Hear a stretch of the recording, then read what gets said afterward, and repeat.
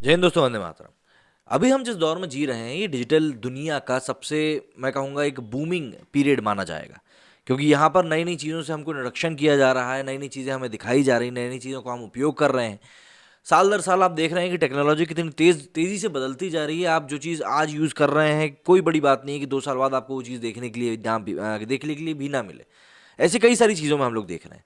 लेकिन टेक्नोलॉजी के साथ साथ उसके कई सारे गुन्स भी हैं जो कि उसके साथ चलते हैं। उन्हीं में से एक है हैकिंग, जो कि हमने देखा कि कल प्रधानमंत्री नरेंद्र मोदी का भी ट्विटर अकाउंट हैक हुआ, उससे बिटकॉइन को लेकर बातचीत करी गई और कुछ एक लिंक्स भी वहाँ पर शेयर किए गए। ऑब्वियस ही बात है, ये सब फिशिंग वेबसाइट बनाने वालों का काम था।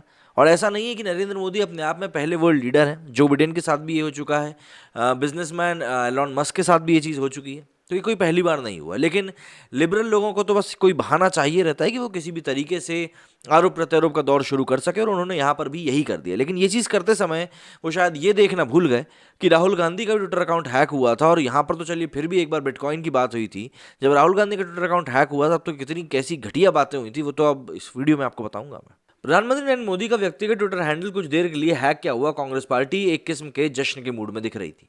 क्रिप्टो करेंसी संबंधित ट्वीट वाली हैकिंग का निशाना विश्व की कई हस्तियां बन चुकी हैं। लेकिन अजीबोगरीब तर्क देकर प्रधानमंत्री नरेंद्र मोदी को नीचा दिखाने की कोशिश अब की जा रही है। लेकिन यही लोग भूल चुके हैं कि 2016 में राहुल गांधी और कांग्रेस पार्टी के ट्विटर हैंडल हैक करके गालियों वाले ट्वीट्स किए गए थे। ये अलग बात है कि पार्टी के नेताओं ने तब भी इसका ठीकरा पीएम मोदी की सरकार पर ही फोड़ा था। पत्रकार विद्या कृष्णन ने ट्विटर पर लिखा, जो आदमी अपना ट्विटर हैंडल नहीं संभाल सकता उसे बेटियों और बॉर्डर की जिम्मेदारी दे रखी है। इस व्यक्ति को सेकंड हैंड कैक्टस को पानी देने की जिम्मेदारी भी नहीं दी जानी चाहिए।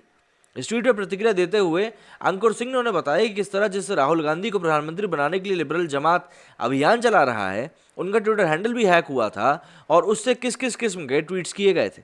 तब राहुल गांधी के ट्विटर हैंडल से ट्वीट्स किए गए थे, उनमें कैसे कैसे ट्वीट्स थे। कोई एक में लिखा था कि मैं और ज़्यादा क्या कहूँ, आम आदमी को लुटना काफ़ी पसंद है मुझे।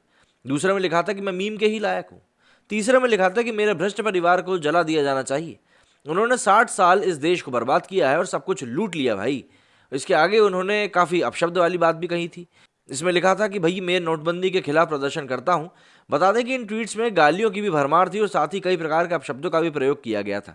इसके बाद कांग्रेस पार्टी का आधिकारिक ट्विटर हैंडल भी हैक कर लिया गया था और उससे ट्वीट्स किए गए थे। कई अपशब्दों के साथ यहाँ पर लिखा गया था कि कांग्रेस हमारे को किस करती है, एक भ्रष्ट पार्टी निर्दोष हैकरों को परेशान कर रही है, क्या ये सही है। साथ ही राहुल गांधी के ट्विटर हैंडल का नाम बदलकर रिटार्टेड गांधी मतलब मंदबुद्धि गांधी भी कर दिया गया था। उस समय राहुल गांधी अपने दफ्तर के माध्यम से ट्विटर पर थे और उस हैंडल का नाम ऑफिस ऑफ आरजी हुआ करता था। यही हैंडल अब राहुल गांधी का व्यक्तिगत हैंडल बन चुका है। जानकारी दे दें कि प्रधानमंत्री मोदी का ट्विटर हैंडल रविवार 12 दिसंबर को तड़के सुबह कुछ देर के लिए हैक कर लिया गया था। इसके बाद इससे बिटकॉइन से जुड़े ट्वीट किए गए थे। रात के 2:11 पर उस ट्वीट को किया गया था जिसमें लिखा था कि भारत ने बिटकॉइन को लीगल टेंडर के रूप में स्वीकार कर लिया है और भारत सरकार ने आधिकारिक रूप से 500 बिटकॉइन की खरीदारी भी करी है और इन्हें सभी नागरिकों को बांटा जा रहा है। जल्दी कीजिए, इंडिया भविष्य आज आ चुका है। जाहिर सी बात है, ये एक अलग ही ट्वीट पढ़ के जो भी एक समझदार व्यक्ति था उसको आसानी समझ में आ जाएगा कि ये ट्वीट जो है वो किस प्रकार का ट्वीट है।